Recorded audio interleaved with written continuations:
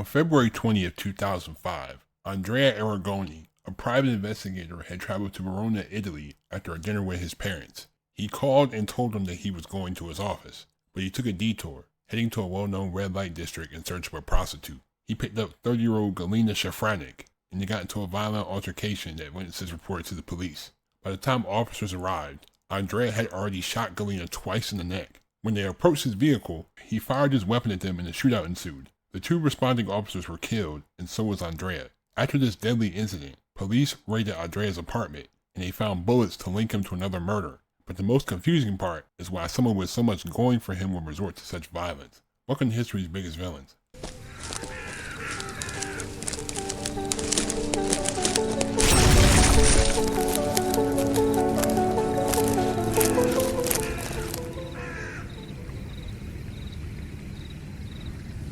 Andrea was born on January 13, 1969 in Bergamo, Italy to father Alberto, who was a marching band director, and mother Marussia, who was a volunteer nurse. His family was well regarded in the community, while Andrea was known as a prankster that got along with everyone. He graduated from a private boarding school in Verona in the early 90s, and he enlisted in the Paratroopers Brigade Folgore, being stationed in Somalia. After he returned home, he worked as a bodyguard for politician Umberto Bossi.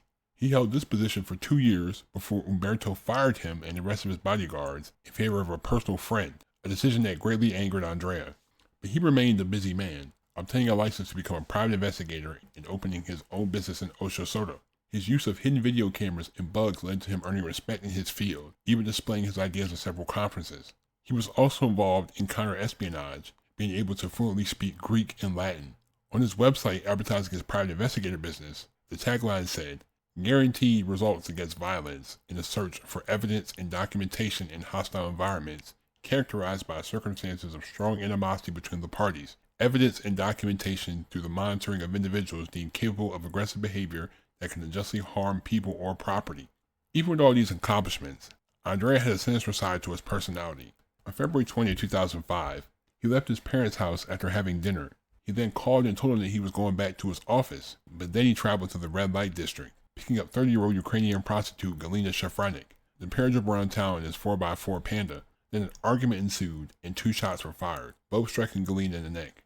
The commotion had alerted witnesses and they notified police. 2 officers were on patrol and ready to respond, as one was 36-year-old Davide Terrazza, who picked up the badge after his brother, also a cop, was shot and killed while approaching a suspicious man outside the bank. 26-year-old Giuseppe Camarosti was originally from Puglia and was new to the force.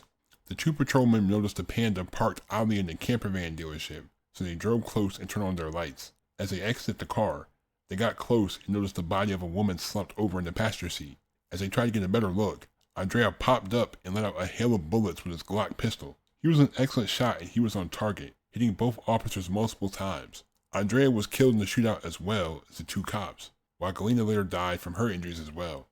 After the deadly incident, police searched the Panda and found several traces of her blood and multiple spent shell casings. A search of Andrea's apartment revealed a Beretta, a 9mm pistol, a .357 Magnum revolver, an electric stun gun, over 500 bullets, and the materials used to make them.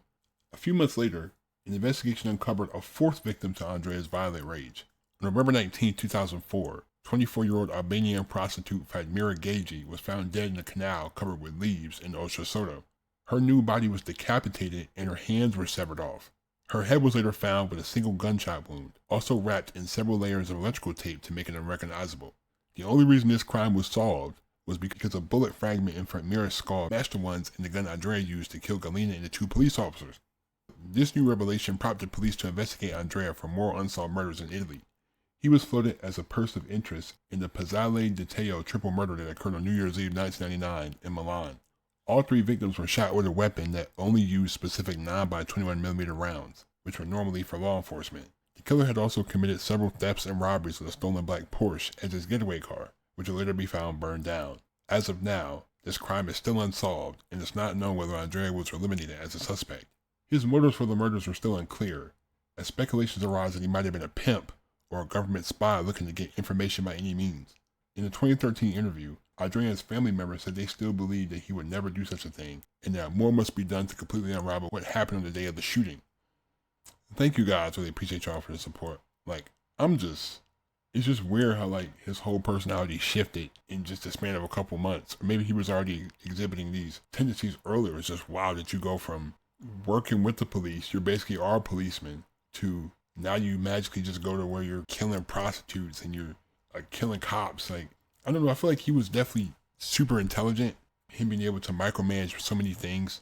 But, you know, maybe that's just psychopathic tendencies, you know. But thank you. Please be safe, stay on the ground. Have a great day. I'm out. Peace.